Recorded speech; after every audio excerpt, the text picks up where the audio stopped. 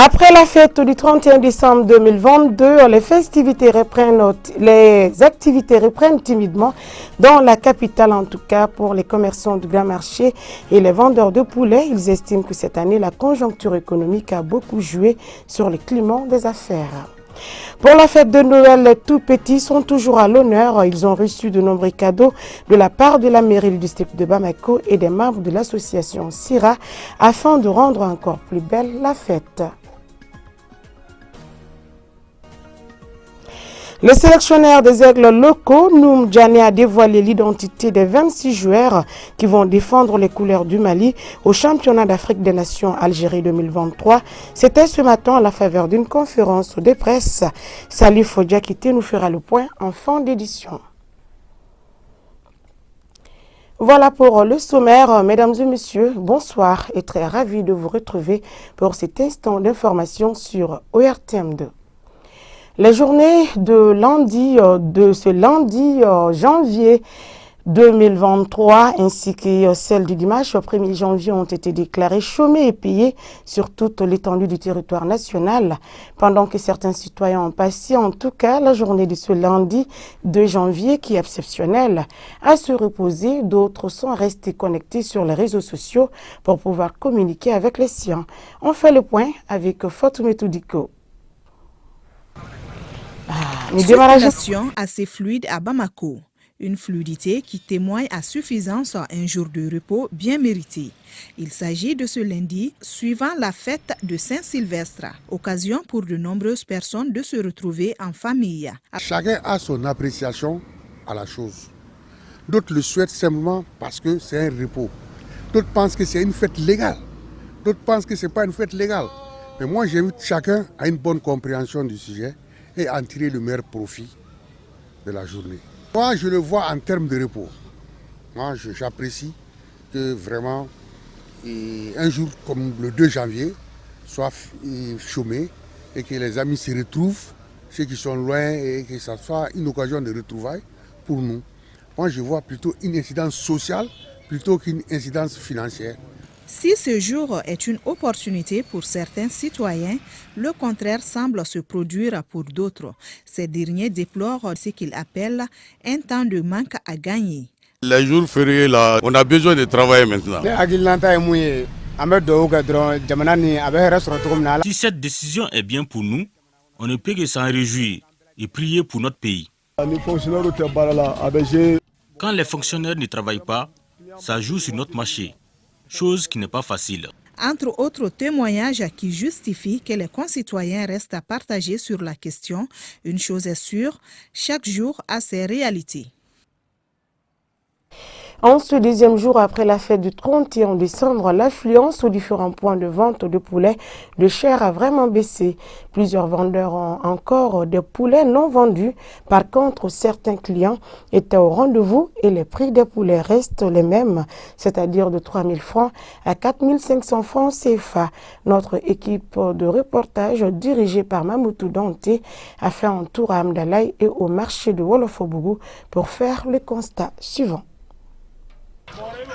Les poulets de chair sont et demeurent les volailles les plus prisées lors des festivités de Nouvel An. Et bien, 2 jours après le 31 décembre, l'affluence dans les points de vente des poulets est timide. Malgré tout, certains clients sont au rendez-vous. Que ce soit le 31 décembre ou pas, j'achète toujours le poulet de chair. Le jour même du Nouvel An, on ne pouvait pas acheter à cause du prix élevé. Et même aujourd'hui, il n'y a que 250 à 500 francs CFA de différence.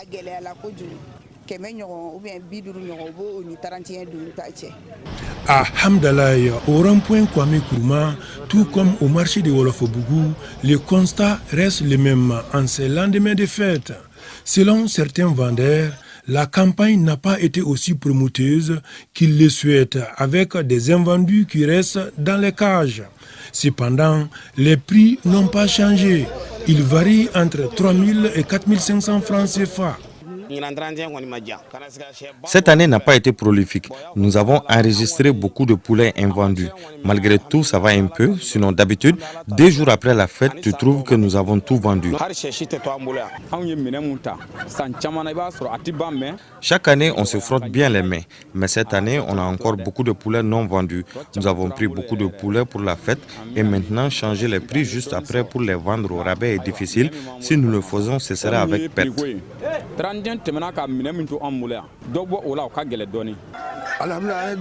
Avec la situation difficile dans le monde, nous n'avons pas pu vendre beaucoup de poulets. Sinon, le prix varie entre 3 000 et 4 500 francs CFA.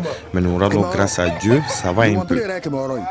2 jours après la célébration du Nouvel An à Bamako, certains clients sont visibles par endroits dans les points de vente des poulets que nous avons visités. La fête de fin d'année n'a pas été totalement rose pour certains commerçants, une situation qui, selon les commerçants, est due en partie à la conjoncture économique au grand marché de Bamako. Les affaires tournent au ralenti pour bon nombre de commerçants. On en sait plus avec Saloum Konaté et Lassana Diarra. Contrairement à l'année passée, l'affluence au niveau des marchés n'a pas été à hauteur de souhait cette année au dire de quelques commerçants. Un constat très remarquable dès l'entrée des magasins au niveau du grand marché de la capitale. Il y a une très grande différence entre l'année passée et cette année. L'année dernière, on a eu un peu d'argent. Il y avait beaucoup de clients. Comme vous pouvez le constater, la boutique est remplie mais pas de clients. Pour ces commerçants, la situation actuelle du pays est à la base de ce calvaire.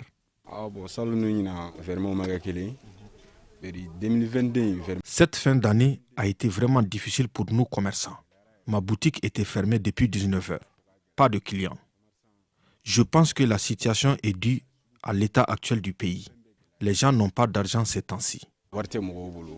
Après avoir rempli les boutiques pour la fête de fin d'année, ces jeunes commerçants appellent les clients à faire un tour après la fête. Nous demandons aux clients de venir voir nos marchandises. Nous sommes là pour eux, c'est moins cher. Une chose est sûre, malgré la diminution des chiffres d'affaires de ces jeunes commerçants, ils gardent toujours espoir et leurs boutiques restent ouvertes. La mairie du district de Bamako a remis des cadeaux aux enfants défavorisés. Cette initiative vise à permettre aux tout-petits d'accueillir le nouvel an en toute beauté. Et c'est la Cité des enfants qui a servi de cadre pour la cérémonie de remise. Astanso. Offrir de la joie à l'orée de la nouvelle année. Le pari est ainsi relevé par l'agence Babil sous la coordination de la mairie du district de Bamako.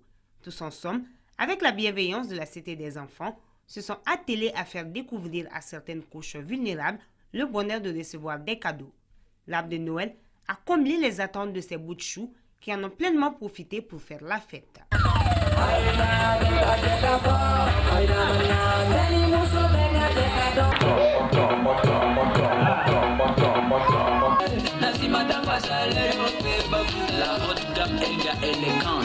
Nous avons reçu une très forte demande d'associations cette année demandant des cadeaux, des dons, parce que vous savez, Bamako est rempli de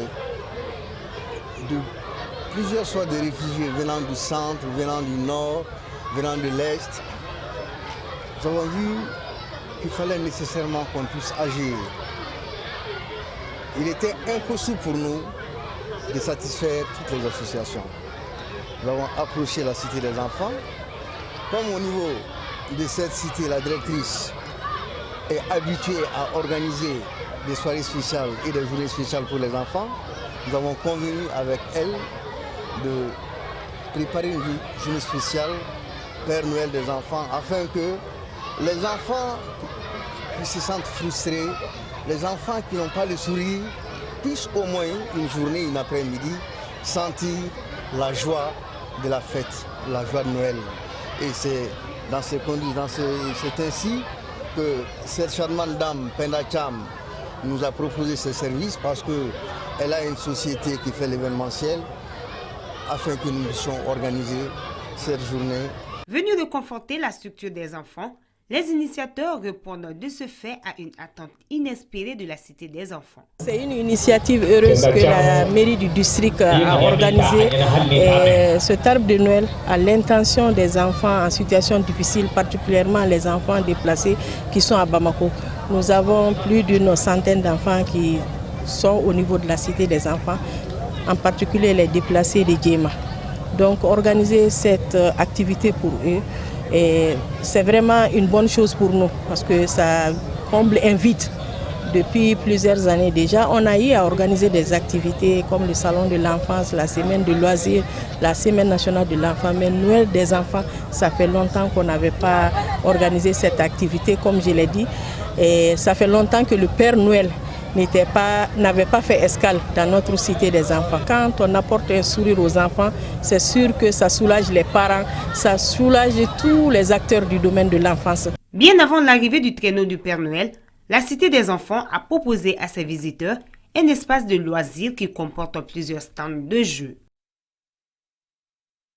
Les membres de l'association CIRA viennent eux aussi d'offrir des cadeaux à quelques orphelins et enfants défavorisés. L'initiative vise à redonner les sourires à ces enfants afin de leur permettre de fêter Noël comme il se doit. L'activité s'inscrit d'ailleurs dans le cadre de la célébration de Noël. Salim Konaté que nous retrouvons. Donner du sourire aux orphelins et aux personnes défavorisées, c'est l'objectif que s'est fixé l'association CIRA, d'où cette remise de cadeaux à l'intention des enfants en situation difficile. Les membres de l'association espèrent à travers ces gestes humanitaires apporter leur contribution pour redonner espoir à ces enfants orphelins. Une initiative à saluer. Le contexte dans lequel cette cérémonie se déroule témoigne de l'attachement de cette association à la cause des enfants. Nous sommes en cette période de fête et ça c'est une action à saluer. La présidente de l'association lance un appel à toute personne de bonne volonté d'accompagner l'association dans ses activités. C'est des actions sociales, il faut le faire. Il faut donner du sourire à ceux qui n'en ont pas. C'est très important. C'est ce qui me motive à faire ces actions-là. L'aéroport m'a accompagné à la rentrée pour la remise des sacs à des orphelins. Et aussi, en ce fait de Noël, il vient aussi de m'accompagner. Il y a aussi des partenaires de bonne volonté qui peuvent accompagner l'association. Et l'association est là. Selon sa présidente, l'association est créée en 2013 et s'est fixée comme objectif de venir en aide aux enfants en difficulté et aux femmes en situation de détresse. Eh oui, Noël est symbole de partage. Parlons sport à présent. On connaît désormais l'identité des joueurs qui vont défendre les couleurs du Mali au championnat d'Afrique des Nations Algérie 2023. Le sélectionneur des aigles locaux, Noum Diané, a renouvelé sa confiance à un groupe de 26 joueurs. C'était ce matin au siège de la Fédération malienne de football à la faveur d'une conférence de presse. Salif Diakité nous en dit plus. 3 gardiens de but, 8 défenseurs, 8 milieux de terrain, 7 attaquants. Voilà l'effectif auquel Noum Diané a fait confiance pour aller défendre les couleurs du Mali au prochain championnat d'Afrique des Nations en Algérie. Le choix des hommes n'a pas été facile pour le sélectionneur de l'équipe nationale A'. Les critères c'est simple, hein. C'était une liste de 40 joueurs qui ont fait la présélection avec nous. Donc j'ai énormément réfléchi à aller sur une logique parce que compte tenu du fait que déjà c'est les joueurs qui ont joué ces derniers mois les compétitions africaines, pour moi qui sont plus compétitifs que les autres parce que le championnat c'est à la 9e journée. J'essaie de voir réellement quels sont les joueurs qui sont capables de rentrer par rapport à ta façon de voir le football, ta philosophie. Pour sa 5e participation au championnat d'Afrique des Nations CHAN, le Mali se présente avec un groupe équilibré, composé de jeunes et de joueurs d'expérience. Ce n'est pas la même équipe qui a joué la dernière compétition. La plupart d'entre eux sont déjà à l'extérieur. Les jeunes qui sont là, ils ont énormément de qualité. Le Mali, qui ambitionne de remporter le trophée, évoluera dans une poule à 3 en compagnie de l'Angola et de la Mauritanie, ce qui complique davantage les chances de qualification. On sait que ce n'est pas facile parce que déjà La Mauritanie aujourd'hui progresse énormément. C'est pratiquement l'équipe A de la Mauritanie. Aussi l'équipe angolaise aussi, on sait qu'ils ont un championnat qui a aussi un niveau. Mais vous savez, c'est le football, hein, réellement. Il n'y a pas de choses faciles. Maintenant, nous, on est là et je pense qu'on a nos chances. Les aigles locaux vont peaufiner leur préparation en Tunisie avant de mettre le cap sur l'Algérie où se tiendra la phase finale du 7e CHAN. Et c'est ce qui nous amène à faire le point Covid de ce jour dans notre pays. Sur 151 tests réalisés, le rapport fait état de 0 cas positifs, 0 guéris, 0 décès. Situation globale, 32 770 cas positifs, 31 950 cas guéris et une personne est sous traitement. Pour vous protéger et protéger les autres, suivez les mesures de prévention et faites-vous surtout vacciner. Point final à ce journal. Merci à vous de l'avoir suivi. Passez d'excellents moments en notre compagnie et surtout, bonne reprise à tous les travailleurs du Mali.